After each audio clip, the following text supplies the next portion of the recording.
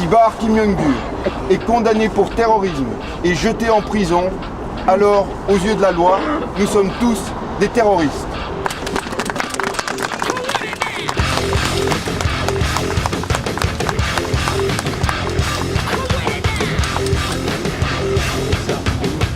Dignité. 2010, l'année européenne de lutte contre la pauvreté. Réalité. Les sans-emploi exclus du chômage et les mendiants éjectés du métro. Égalité. Uniforme les contrôles aux faciès dans les quartiers. Diversité. Des passages à tabac en prison. Caméra panoramique, portillon automatique, bracelet électronique. L'addition, la multiplication de cas exemplaires. Une politique généralisée de stigmatisation, de contrôle et de traque des classes populaires. Danger public, l'État. Garant des libertés des entrepreneurs et des banquiers, l'État social ne lutte pas contre la pauvreté, il lutte activement contre les pauvres. Mesdames et messieurs, la chasse est déclarée ouverte. Pas d'accord? Le mois dernier, en référé, un tribunal a entériné l'interdit professionnel frappant Luc Vervaat, professeur de néerlandais en établissement pénitentiaire dénonçant la surpopulation carcérale. Ses opinions critiques sont désormais définies comme une menace pour la sécurité publique. Toujours en novembre, IAC Fiat a notifié leur licenciement à 9 syndicalistes, après avoir demandé à la justice la levée de la protection des délégués. C'est la crise. Les travailleurs payent au prix fort leur opposition aux restructurations d'entreprises. Le 24 décembre prochain sera prononcé dans ce palais un verdict à l'encontre de 3 étudiants du CAS.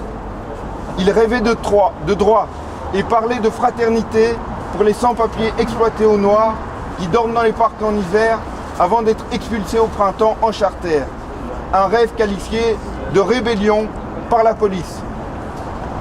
Grévistes et contestataires, insurgés, saboteurs, dissidents, insoumis, hors la loi, pirates, manifestants, radicaux, fichés, fâchés, assistés et émeutiers, fraudeurs, oisifs, révoltés, racailles, désobéissants, rebelles, chahuteurs, insolvables, insubordonnés, vagabonds, fauteurs de troubles et subversifs, récalcitrants, indociles et remuants, répression politique rime avec démocratie en Belgique.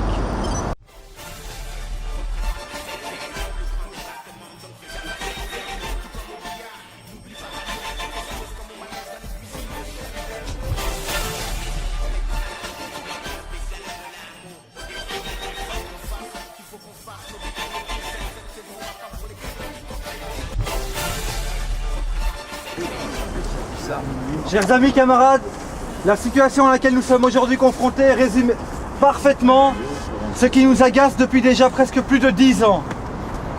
La première fois qu'on a comparu devant la Cour d'appel de Bruxelles, c'était il y a près d'1 an.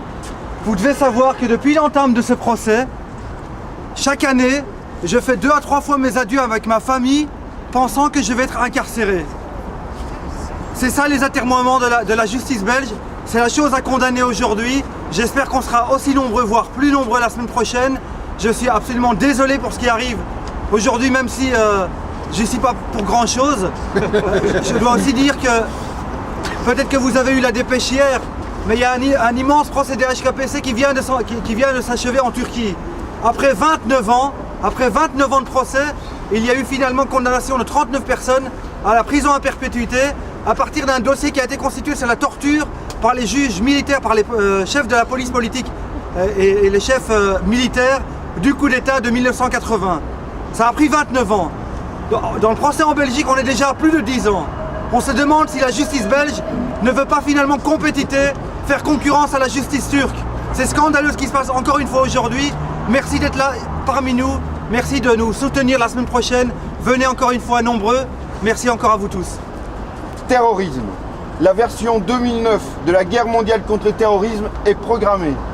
Le commandant en chef d'une nation engagée dans 2 guerres, qui vient de paraffer l'ordre de mission de plusieurs dizaines de milliers de soldats supplémentaires en Afghanistan, se voit décerner le prix Nobel de la paix. Promis, Guantanamo sera fermé, mais ses bonnes pratiques sont diffusées. Plus d'1 an d'isolement total pour Moussa Assoglou à la prison de Gand. Double menotte et camisole de force pour Choukriya Akkar. Contrainte de jouer le Kobe pour des parlementaires belges qui prennent tout leur temps pour évaluer leurs lois soi-disant antiterroristes. Barre Kim Jong-un compte parmi les révolutionnaires, les maquisards et les transgresseurs, les mutins et les métèques parmi les énergumènes qui s'opposent au capitalisme. Est-ce un crime? Barre porte haut la voix des enragés, des réfractaires, des illégaux, des inapprivoisés, des communards et des galériens, des piqueteros, des panthères noires, des déviants et des perturbateurs qui, aux quatre coins de la planète, résistent à l'oppression. Est-ce un délit de dénoncer l'injustice? Si Barre Kim Jong-un est condamné pour terrorisme et jeté en prison, alors, aux yeux de la loi, nous sommes tous des terroristes.